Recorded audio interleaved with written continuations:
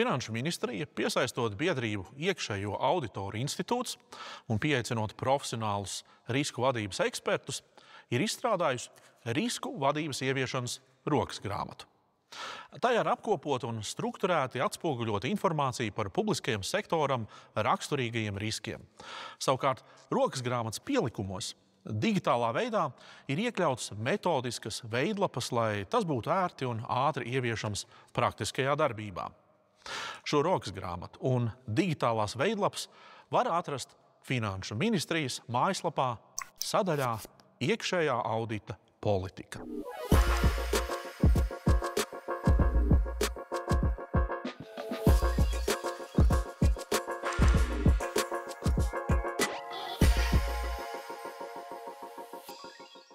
Uzsākot strādāt ar risku vadību un ieviešot to savā iestādē, meklējiet jau gatavus piemērus. Izmantojiet modeļu un standarta informāciju, lai atvieglotu pirmos soļus risku vadībā. Risku vadības ieviešanas rokas grāmatā ir noderīga informācija pirmajiem risku vadības soļiem. Risku identificēšanas metodas, risku tēmas, risku reģistra formāts, risku vērtēšanas skalas un tam līdzīgi. Ir nepieciešams saprast un izvērtēt, kas notiek vēl pirms praktiskās risku vadības uzsākšanas. Tas ir, kā vispār nonāk līdz risku vadībai. Kāda lēmuma jāpieņem un kādi priekšdarbi jāveic pirms tiek ieviesta risku vadība. Vai pirms iedziļināšanās detaļās ir iezīmēta vēlamā kopaina un risku vadības vispārējais sagaidāmais rezultāts? Mēs pastāstīsim, kā sagatavoties risku vadībai un kā ieviest pakāpeniski, sākot ar zemāko risku vadības funkcijas briedumu pakāpi līdz augstākajai. Jūs varat izmantot to informāciju, kas atbilst jūsu iestādes risku vadības briedumu līmenim. Risku vadība palīdz identificēt un izprast riskus, tādējādi sniedzot atbalstu lēmumu pieņemšanā visos organizatoriskajos līmeņos. Tas palīdz sasniegt iestādes izvirzītos mērķus, ņemot vērā pieejamos resursus. Jebkurā iestādē, neatkarīgi no tās esošā vai vēlamā risku vadības brieduma līmeņa, ir jāveic šādi sākotnējie pasākumi risku vadības ieviešanai. Pirmkārt, jānosaka risku vadības mērķi un pamatprincipi, kurus vēlams definēt risku vadības politikā. Otrakārt, jāizstrādā risku vadības metodika iestādes iekšējos normatīvajos aktos, kas reglamentē risku vadību. Jābūt skaidri noteiktiem risku vadības posmiem, atbildībai un pienākumu sadalījumam. Trešais, risku vadībā iesaistīto darbinieku un citu nepieciešamo resursu nodrošināšana. Ceturtkārt, jāinformē darbinieki par risku vadības mērķiem un paredzamo metodiku. Tālāk var sākt pakāpeniski īstenot risku vadību atbilstoši risku vadības procesa posmiem. Kā nākamais pasākums ir jāsaprot, vai risku vadība tiek ieviesta pēc kāda pasaulē aprobēta ietvara, kā piemēram ISO vai COSO, vai iestādes izvēlas adaptāciju no viena vai vairākajiem modeļiem. Nākamais pasākums – pilna laika darbinieks. Runājot par resursiem, veiksmīgai risku vadības ieviešanai augstāk par pirmo līmeni būtu vēlams pilna laika darbinieks. Tomēr mazās iestādēs risku vadību var uzņemties vadības komanda un iestādes vadītājs kā gala lēmumu pieņēmējs par risku apetīti un toleranci.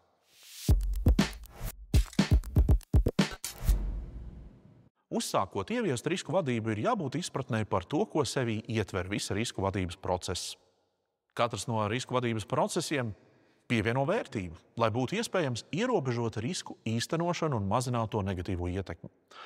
Risku vadības procesu iespējams attēlot, ņemot vērā ISO 31000 standartā paredzamo risku vadības procesus un to būtību. Centrālais process ir risku novērtēšana, kas iedalīts risku identificēšanā, analīzē, izvērtēšanā un reaģēšanā uz riskiem.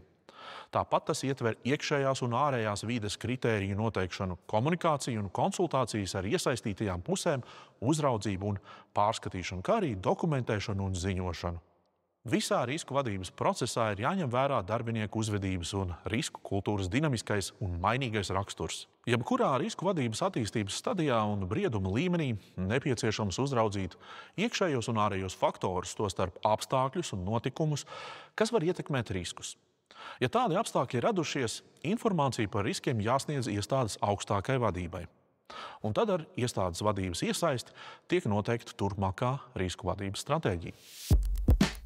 Rokas grāmatā esam ievietojuši ceļa kartes riska vadības ieviešanai 3 dažādiem briedumu līmeņiem. Tās kalpos kā instruments veiksmīgai risku vadības ieviešanai un izsekojamībai jūsu iestādē. Risku vadības ieviešanas uzsākšana līdz 1. brieduma līmenim. Uz šo ceļa karti jūs varat balstīties, ja jūsu iestādē vēl nav ieviesta risku vadība. Ceļa karte sākas ar pirmo soli. Risku vadības nepieciešamības pamatošana iestādē, kas iet roku rokā ar nākamo soli – risku vadības mērķu noteikšanu. Tad seko esošās situācijas analīze. Pēc tam tiek novērtēta risku apetīte. Tā parādīs iestādes gatavību riskēt. Tālāk noteikta nepieciešamība vajadzīgo resursu apzināšanu un piesaist. Ar to saprotot gan finanses, gan darbiniekus, gan laiku. Šajā brīdī ir svarīgi noteikt visas atbildības saistībā ar risku vadību. Tālāk var veikt padziļinātākus soļus, taču risku vadības ieviešanai, piemēram, izveidot plānu, iestrādāt iekšējos dokumentus un tam līdzīgi. Tālāko soļu kopums jau ir darbs ar riskiem, veicot secīgi visus risku vadības procesa posmus. Identificēšana, analīze, novērtēšana un citi. Protams, arī risku mazināšanas pasākumu un kontroļu noteikšana. Un noslēguma solis ir risku vadīšana atbilstoši iepriekš noteiktajām darbībām. Salīdzinoši ar nākamajiem briedumu līmeņiem, 1. līmenī, tas ir iestādē, kas nav ieviesusi vai strādājusi ar risku vadību, daudz laika aizņem sagatavošanās posmu līdz risku identificēšanai. Taču ar laiku un katru nākamo procesu ciklu tas kļūst arvien vieglāk. Kad iestādē risku vadība ir ieviesta un īstenots viss risku vadības cikls, tātad visi risku vadības procesa posmi, būtu jāveic atkārtota risku vadības procesa uzsākšana. Tas nozīmē esošo iepriekš identificēto risku pārskatīšanu, pārvērtēšanu un jaunu risku identificēšanu, it īpaši, ja ir notikušas būtiskas izmaiņas iekšējā vai ārējā vidē. Te noderēs ceļa karte no 1. uz 2. risku vadības briedumu līmeni. Iestādē attīstoties un pārējot uz 2. vai nākamajiem risku vadības briedumu līmeņiem, sagaidāms, ka tiek veikta ieviestās risku vadības novērtēšana un pilnveidošana. Iespējams, tas jūs mudinās pie arvien jaunu risku identificēšanas vai novērtēšanas metožu izmantošanas un kvalitatīvākas risku analīzes. Jebkurā gadījumā risku vadības process nebeidzas ar vienu vērtēšanas reizi. Tas ir ciklisks process, jo tas pastāvīgi aizsargā iestādes vērtības un atbalsta mērķu sasniegšanu. To vislabāk redzēt risku vadības pilnveidošanas ceļa kartē no 1. brieduma līmeņa līdz 2. brieduma līmenim. Šajā līmenī jau tiek izvērtēta risku vadības efektivitāte. Savukārt risku vadības pilnveidošanas ceļa karte no risku vadības 2. brieduma līmeņa uz 3. brieduma līmeni paredz papildus soļus, kas cieši integrē risku vadību ar citiem ārējiem un iekšējiem riskiem, kas ir stingrāk reglamentēti, piemēram, darba vides un drošības riski. Attiecīgajā brieduma līmenī paredzēts risku vadību veidot pēc pasaulē atzītiem standartiem un iestādē tiek izstrādāta šāda apņemšanās. Tas attiecīgi pieprasa ārējo novērtējumu par šī standarta ieviešanu. Tātad tie ir papildus soļi šī brieduma līmeņa risku vadības ceļa kartē. Kā pēdējais papildus solis šajā brieduma pakāpē ir risku procesa automatizācija. Rokas grāmatā atradīsiet detalizētu skaidrojumu un piemērus ceļa kartēs minētajiem soļiem. Lai ieviestu un veiksmīgi īstenotu risku vadību, ir skaidrs, ka nepieciešams kāds cilvēks, darbinieks, kas šo funkciju uzņemtos vadīt. Taču ne tikai risku vadītājiem ir pienākumi un atbildība risku vadībā. Būtisku lomu spēlē arī citi darbinieki un iestādes vadība. Šajā sadaļā pastāstīsim par šīm dažādajām lomām un to atbildību un risku vadības pārvaldības organizāciju. Galvenā atbildība par risku vadības ieviešanu un uzturēšanu ir iestādes augstākajai vadībai. Risku vadītāja pienākums ir metodiski vadīt un koordinēt risku vadību. Savukārt struktūrvienību vadītāju un dažādu citu līmeņu darbinieku atbildība ir pilnvērtīgi piedalīties dažādos risku vadības posmos un aktivitātēs, tostarp saulaicīgi ziņot par riskiem, kā arī par risku mazinošu pasākumu ieviešanas progresu un izpildu. Rokas grāmatā iekļauts plašs, detalizēts šo un citu iestādes lomu atbildību saraksts risku vadībā. Tas jums var noderēt, nosakot iestādes augstākās vadības struktūrvienību vadītāju, risku īpašnieku, iekšējā audita, strateģiskās plānošanas un IT vai drošības funkciju atbildību risku jomā. Iestādes augstākās vadības un pārējo darbinieku pienākumiem saistībā ar risku vadību būtu jābūt noteiktim to amatu aprakstos. Tas veicinās atbildības sajūtu un skaidrību. Lai iestādē darbotos un attīstītos risku vadība, nepietiek tikai ar risku vadītāja amatu. Iesaistot procesā vairākus darbiniekus no dažādiem vadības līmeņiem, tiem būs labāka izpratne par risku vadību un varēs skaidrāk noteikt pienākumus šajā darbības jomā. Darbinieki to neuztvers tikai kā risku vadītāju pienākumu un ekspertīzes jomu, un būs iespējams veiksmīgāk iedzīvināt risku vadības kultūru. Ļoti svarīgi ir risku vadītāja vieta iestādes organizatoriskajā struktūrā. Tai jābūt ar pietiekami augstu hierarhisko pakļautību. Tas nepieciešams, lai būtu iespējams ziņot par risku vadības rezultātiem iestādes augstākai vadībai, kā arī nodrošināt to, ka ar risku vadību saistītiem lēmumiem ir pietiekama nozīme un ietekme iestādē. Protams, nepieciešams atzīmēt arī to, ka risku vadības funkcijai jābūt neatkarīgai no iekšējā audita funkcijas. Dažāda veida iestādēs, tostarp valsts un privātajā sektorā, bieži vien risku vadību veic atsevišķs pilns slodzes darbinieks, un tas ir ieteicams, lai pilnvērtīgi ieviestu, uzturētu un attīstītu risku vadību. Taču mazās valsts iestādēs var nebūt iespējas algot pilnas slodzes darbinieku, kas veiktu tikai risku vadītāja amata pienākumus. Līdz ar to tajās risku vadītāja pienākumus iespējams būtu nepieciešams apvienot ar citiem pienākumiem. Piemēram, kādam darbiniekam noteikti risku vadības pienākumus uz pusslodzes, saglabājot citus pienākumus attiecīgi arī uz pusslodzi. Taču nejauciet šo ar iepriekš stāstīto par dažādu darbinieku lomām un iesaisti risku vadībā. Iestādes augstākai vadībai un citiem darbiniekiem, kas iesaistīti risku vadībā un kamēr risku vadību saistītie pienākumi iekļaut amatu aprakstos, tas nebūtu jāinterpretē kā amatu apvienošana. Jebkurā gadījumā mēs iesakām parūpēties par to, lai risku vadībai atvēlētie darbinieku un laiku resursi atbilst iestādes vadības vēlmēm un sagaidāmiem rezultātiem no risku vadības. Situācijās, kad pret risku vadību izturas kā funkcija, kas jāveic pienākumu pēc, var rasties skepse par risku vadības pievienoto vērtību. Un līdz ar to var būt grūtības piesaistīt darbinieku, kas pilnvērtīgu veltītu laiku šai funkcijai. Savukārt, ja iestāde ir paredzējusi risku vadības ieviešanu un atbilstību ar konkrētiem mērķiem, tai jānodrošina šiem mērķiem atbilstoši darbinieku resursi. Ir daži papildu risinājumi, ko var izmantot iestādēs, kurām nav iespējas algot pilnas slodzes darbinieku.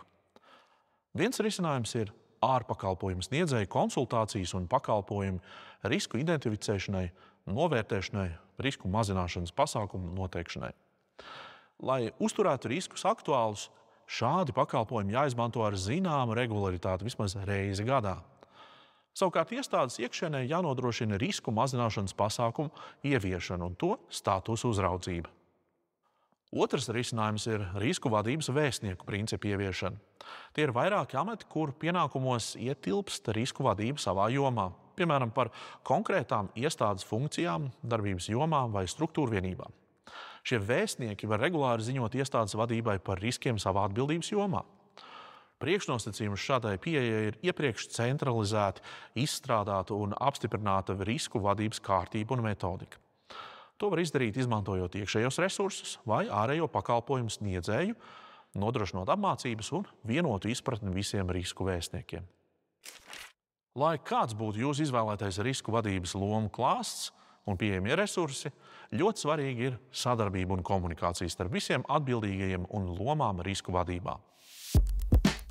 Rokas grāmatas autori ir adaptējuši 3 līniju modeli risku pārvaldības pienākumu un atbildību sadalei, kas pielāgota tieši valsts pārvaldei.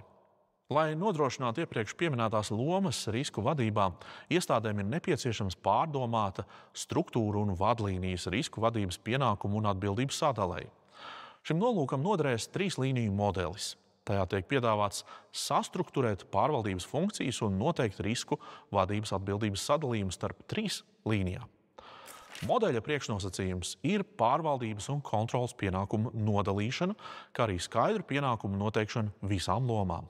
Trīs līniju modelis paredz, ka risku vadībā ir iesaistīti visu līmeņu vadītāji, darbinieki un amati, kas īsteno dažādas iestādes funkcijas. Tātad tas, ko jau iepriekš minējām, ar risku vadību nenodarbojas tikai risku vadītājs. Jāatzīmē, ka trīs līniju modeļu izmantošana nenozīmē to, ka tas kaut kādā veidā formāli jāapstiprina vai jāstandartizē.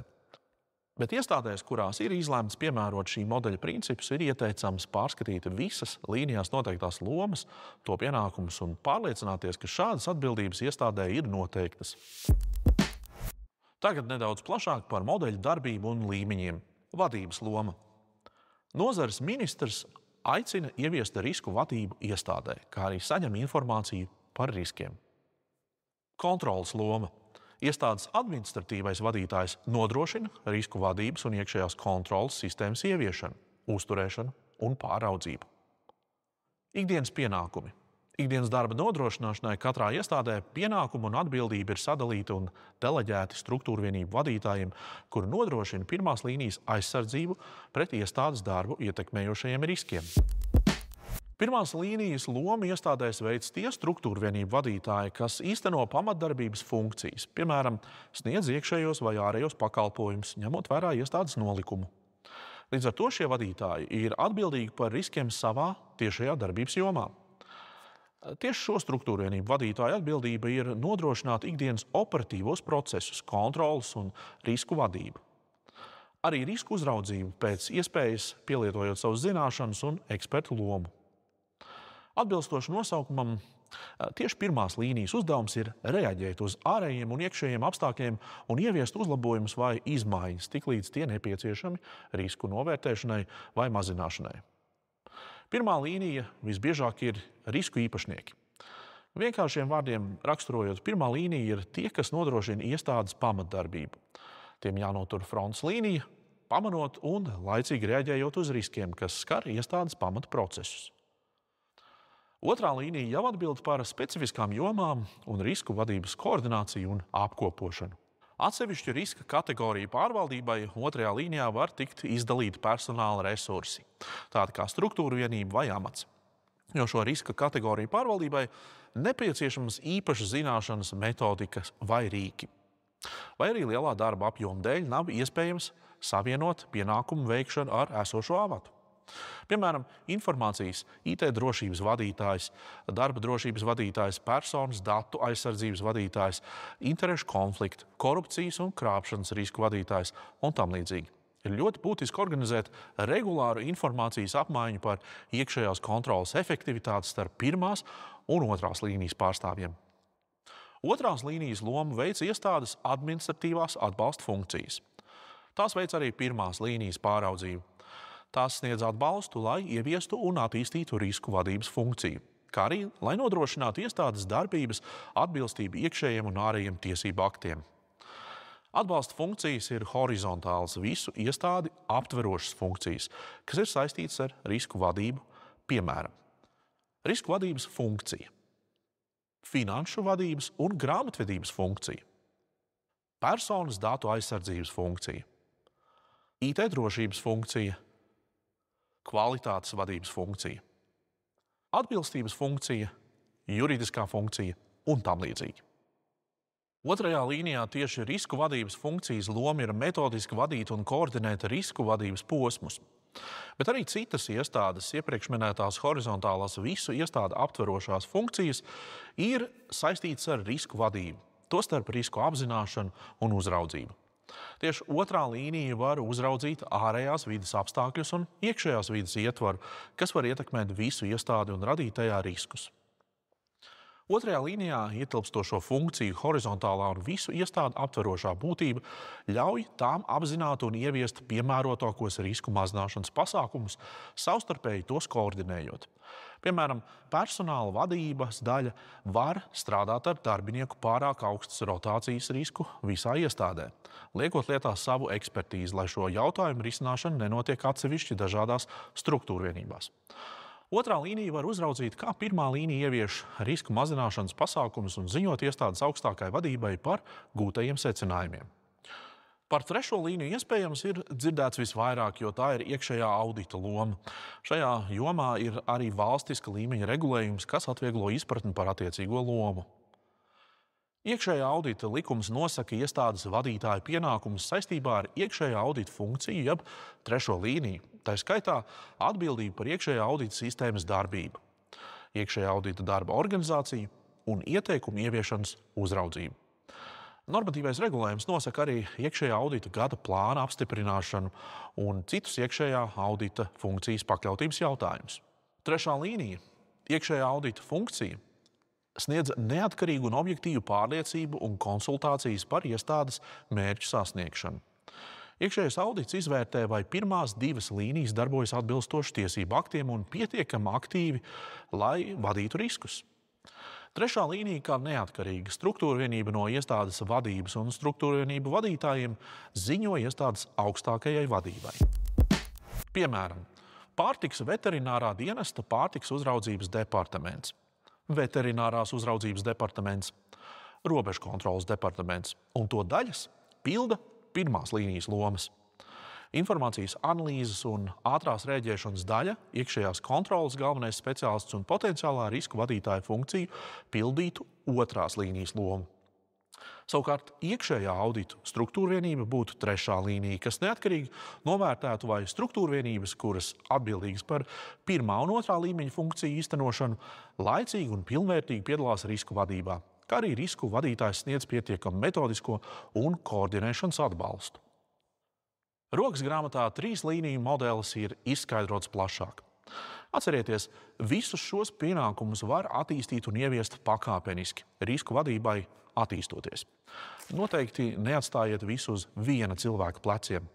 Risku vadība sniedz vislielāko pievienoto vērtību tad, ja iestādes darbinieki savā starpā sadarbojas un katrs, atbilstoši savam amatam, var kaut ko sniegt risku vadībai. Tikpat svarīgi kā risku vadībā iesaistītie cilvēki un risku vadības tā saucamā netvaramā daļa, risku vadības kultūra ir risku vadības formālā puse – dokumentācija. Tas ir dokumentu ietvars, kas precīzi nosaka risku vadības mērķus, izmantojamās metodas, procesa soļus, iesaistītos amatus, informācijas apkopošanas formātu un tam līdzīgi. Risku vadības iekšējiem reglamentējošajiem dokumentiem jābūt izstrādātiem pēc tādiem pašiem principiem un noteikumiem kā visiem pārējiem iestādes procesa aprakstiem, kārtībām, plānošanas dokumentiem un tam līdzīgi. Dokumenti, kurus tūlīt aplūkosim, var tikt izstrādāti atsevišķi vai tikt apvienoti. Tie nepieciešami risku vadības funkcijas ieviešanai, un tiem ir zināms ieteicamais saturs, kas ir aprakstīts arī rokas grāmatā. Taču jūs noteikti tos varat papildinot atbilstoši savas iestādes vajadzībām. Pirmais un visbūtiskākais ir risku vadības politika. Dokuments, kuru apstiprina iestādes administratīvais vadītājs un kas nosaka galvenos riska vadības uzstādījumus. Daži svarīgi punkti, kas būtu jāiekļauj šajā dokumentā. Pirmkārt, jānosaka vispārējā risku vadības stratēģija iestādē, tās mērķi un sasniedzamie rezultāti. Tas nepieciešams, lai varētu novērtēt risku vadības sniegumu. Otrakārt, politika ir dokuments, kurā var iekļaut risku vadības pamatprincipus. Piemēram, iestādē risku vadībā iesaistās visi vadītāji un nodrošina regulāru informāciju par risku statusu. Vai, piemēram, risku vadības process sastāv no šādiem posmiem – identificēšana, analīze, novērtēšana, mazināšana un tam līdzīgi. Treškārt, risku vadības politikā būtu jānosauc risku vadības lomas un to atbildību. Un vēl svarīgāks ir risku vadības tvērums. Tas ir ar kādiem riskiem, kādām risku grupām iestādē paredzēts strādāt. Ir arī citi svarīgi satura punkti, kas iederas politikā, un tie detalizēti ir uzrakstīti rokas grāmatā. Svarīgi atcerēties, ka risku vadības politikas izstrādē jābūt iesaistītiem gan risku vadītājiem, gan iestādes augstākai vadībai, kas apstiprina risku vadības politiku un tās ieviešanas metodiku. Otrs iekšējais risku vadības dokuments ir risku vadības procedūra vai kārtība. Tas ir iekšējais normatīvais akts, kuru apstiprina iestādes administratīvais vadītājs un kura būtība ir noteikt, kā risku vadības politikā ietvertos uzstādījumus ieviest praksē. Šī dokumenta svarīgākās sastāvdaļas ir risku vadības procesa posmi un metodiskas norādes, kā vērtēt riskus. Risku vadības procesa posmiem jābūt secīgi aprakstītiem, nosakot iesaistītās puses un sagaidāmos rezultātus. Un metodiskajām norādēm jāskaidro risku vērtēšanas skala, iespējams dažādu risku grupu vērtēšanas un analīzes nianses, piemēram, papildu risku vērtēšanas kritēriji IT riskiem un tam līdzīgi. Ja jums ir ērtāk, šos dokumentus var nodalīt. Tas ir veidot divus atsevišķus. Noteikti būtu jāapsver arī izmantojamo veidlapu un komunikācijas formātu noteikšanu šajā dokumentā. Iespējams, dažās iestādēs šī būs instrukcija, procesu schēma vai metodika. Rezumējot, risku vadības procedūra skaidro risku vadības politikas ieviešanu, un tajā paredzētu risku reģistra sagatavošanas un aktualizēšanas kārtība. Arī par šo dokumentu rokasgrāmatā ir plašāks skaidrojums. Esam nonākuši pie trešā svarīgā dokumenta – risku reģistrs. Tā ir veidlapa, kurā tiek apkopota informācija par iestādē identificējamiem riskiem un to raksturojumu. Arī tad, ja iestāde ar laiku pāriet uz risku vadības informācijas sistēmu izmantošanu un visu risku vadības informāciju uztur tajā, ir nepieciešams uzkrājamo datu formāts. Un risku reģistrs tieši arī to atspoguļo. Piemēram, risku reģistrs parasti satur riska nosaukumu, tā aprakstu vērtējumu, bieži vien arī riska mazināšanas pasākumus un atbildīgos par riska pārvaldību. Rokasgrāmatā ir iekļauti risku reģistra paraugi, ko varat izmantot vai pielāgot savām vajadzībām. Visbeidzot, 4. dokuments ir risku mazināšanas pasākumu plāns. Tas ir iestādes vadītāja apstiprināts dokuments, kurā apkopota informācija par tām papildus darbībām, ko iestādes vadība un risku īpašnieki ir nolēmuši veikt, lai vēl samazinātu risku atlikušo līmeni. Šo dokumentu var integrēt arī iestādes darbības plānā. Tas dod iespēju ziņot gan par iestādes darba rezultātiem, gan arī riskiem, kas šos rezultātus ietekmējuši. Risku mazināšanas pasākumu plāns noteikti noderēs arī pieņemto lēmumu atsekošanai, lai varētu uzraudzīt, kā ir veicies ar risku mazināšanu. Risku vadītājs ir iesaistīts visu iepriekš minēto dokumentu izstrādē un aktualizācijā. Kad reglamentējošie normatīvie akti ir apstiprināti, ar tiem jāiepazīstina visi iestādes darbinieki, kuri iesaistīti risku vadībā. Lai veicinātu vienotas izpratnes rašanos par risku vadības prasībām, iespējams sagatavot darbiniekiem mācību prezentācijas un testus. Arī praktiski piemēri un demonstrēšana, kā izmantot, piemēram, risku vadības metodiku, noteikti veicinātu darbinieku izpratni par dokumentu saturu. Risku vadības reglamentējošo dokumentu ieviešana un iedzīvināšana praksē ir visu to darbinieku atbildība, kuru amatu aprakstos ir minēta risku vadība. Primāri, protams, tās ir iestādes augstākā vadība un risku vadītāja atbildība. Taču vienlaikus arī visiem darbiniekiem, kas iesaistīti risku vadībā, piemēram, struktūra vienību vadītāji, jāievēro un ikdienā jāpiemēro risku vadības reglamentējošie iestādes dokumenti. Ja regulāri netiek ievēroti kādi no dokumentos noteiktajiem principiem vai prasībām, risku vadītājiem proaktīvi ir jāveic darbinieku informēšana vai jāpārskata dokumentos iekļautās prasības. Iespējams, tās jāprecizē vai jāmaina. Visus šos dokumentus noteikti iespējams izveidot pakāpeniski un aktualizēt risku vadībai, attīstoties un sasniedzot augstāku briedumu pakāpi. Piemēram, sākotnēji var izstrādāt risku vadības politiku ar pašiem pamatprincipiem. Tad ar laiku tos var izvērst un precizēt. Sākumā iespējams var izveidot risku vadības metodiku, lai būtu skaidrs, kā vērtēt riskus.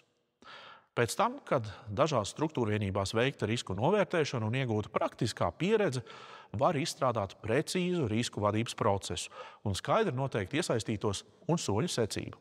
Pavisam noteikti svarīgāks ir dokumentu praktiskums un izpratne, nevis mēģinājums tos ar pirmo piegājienu izveidot perfektus un ar maksimālu saturu.